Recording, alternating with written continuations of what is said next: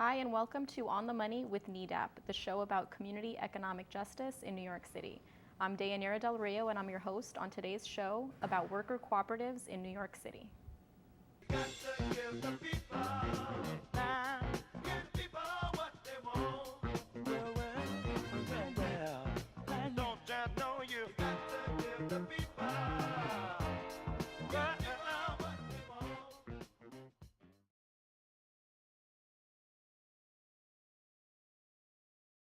I want to welcome our guests for today's show.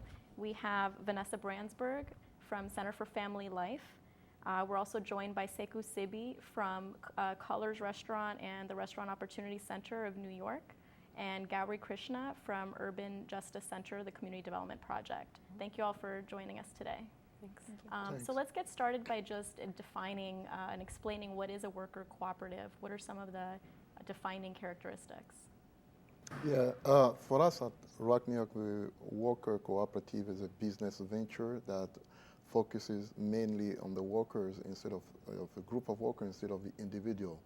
So it means for us that those workers have a big stake in the business, and it is run and owned by a group of workers. In addition, it's a democratic workplace so that each individual that's a worker owner also has a vote when decisions need to be made. Mm-hmm. And how did both of your organizations get involved in cooperatives? Because both of you are from well-established nonprofit organizations. What led you to start working with community members to develop a cooperative? Well, at Center for Family Life, we've been around for about 30 years. It's a social service agency in Sunset Park, Brooklyn. And one of our programs is an adult employment center where we provide traditional job placement and preparation for jobs. And one of the things that we had been thinking for a while is that there was certain clients that were coming in that we weren't able to serve because perhaps they lack certain language skills or education background. And so we really tried to think of a different model in order to generate income in the neighborhood. So we really started investigating what would be a worker owner in this setting, in this kind of neighborhood. And we started that about 3 years ago. We did propose to them the idea of starting a worker co-op, and about 15 of the members that were there really liked the idea. And so they really started developing the curriculum and started thinking about how they would structure it.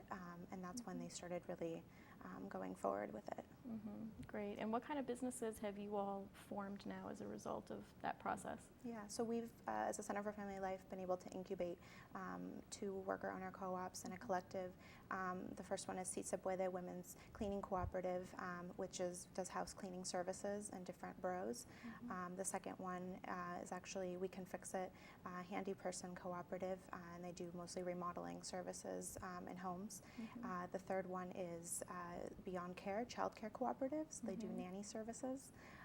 And then now we're just starting to help a group of people start a cooking collective, which is called Emigre Gourmet. For us, it was after 9/11. When you look at Rock New York is a pure product of 9/11. So after 9/11 happens, there was a loss of job that was staggering, and the workers came together and decided, well, the best way to secure employment was to have our own business. And we started to think of the concept of opening a cooperative restaurant from that point on. And we also received, through some connections, an investor who decided to put up to $500,000 in the venture. And he even gave a grant to the workers, 18 of them, to go to Italy to learn how to operate a cooperative restaurant. And this happened in 2003. So from that point on, the idea of a cooperative, because they have seen how it is run in Europe, workers decided this is the kind of business they wanted. And Gowri, you've worked with both Colors and the co-ops out of Center for Family Life. Can you explain what your role is and how you've been supporting the work of these organizations and the members of the co-ops? Sure. So I'm from the Community Development Project from the Urban Justice Center, and the Urban Justice Center is a legal services nonprofit organization that's in downtown Manhattan. Our project was formed in 2001, at the end of the year, so right around the time Colors were starting to form.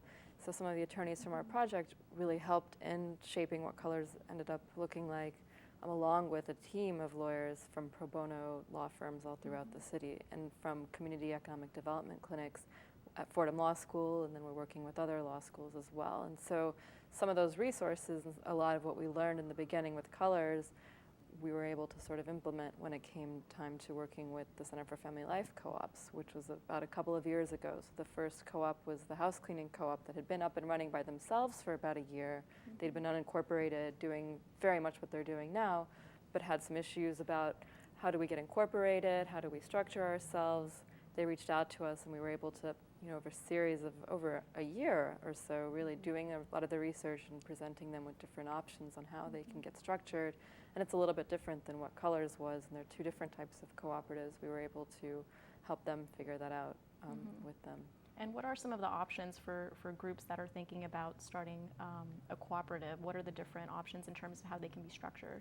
It really depends on the type of services that the co-op is offering, and what the members want to be doing with that, or the worker owners. So for instance, Colors is a limited liability company. That's the type of business form that they decided to form, and it really depends on what state you're in as well, what particular type of corporate legal form you take. So on the other hand, Si Se Puede, the house cleaning cooperative, is a nonprofit corporation. They're also a cooperative corporation in New York State, so they're different than a limited liability company, and they're set up where all of the members are all on the board of directors. They're all members, and what they do is they market their services, this referral for house cleaning. So the members will go and perform that individually, versus in Colors, where everyone is working on doing one service, which is running a restaurant. So it's two different models, and even within that, there's so many different ways to do it.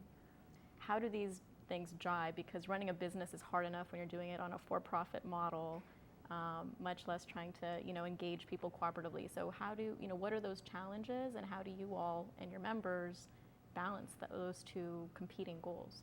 At Colors, the challenge has been that in any democratic process, the process is not fast. It is slow. When you are running a restaurant, you need to make a decision quickly. And when you run a cooperative restaurant where the decisions have to go to a board, and the board doesn't meet, there is no quorum, it becomes very challenging. So what we implemented, we decided that the general manager, depending on the level of the decision that needs to be made, should make that decision. Not to say that it is not challenging. It is challenging because what we don't want, what most workers who come to work at Colors, what we don't want is the kind of situation that they have lived through in other restaurants, where the management doesn't have any respect for workers, where it is not a worker-friendly business place. Now, they want a worker-friendly business place, but also it is a for-profit venture. So they are competing with other businesses that are not like that. There is one business owner, he's making a quick decision, and if you want to compete with them, you need to have a flexible structure enough to be able to compete. Well, with Si Se Puede and Beyond Care, and also with We Can Fix It, one of the things that I've noticed have been extremely challenging has been the time investment, definitely.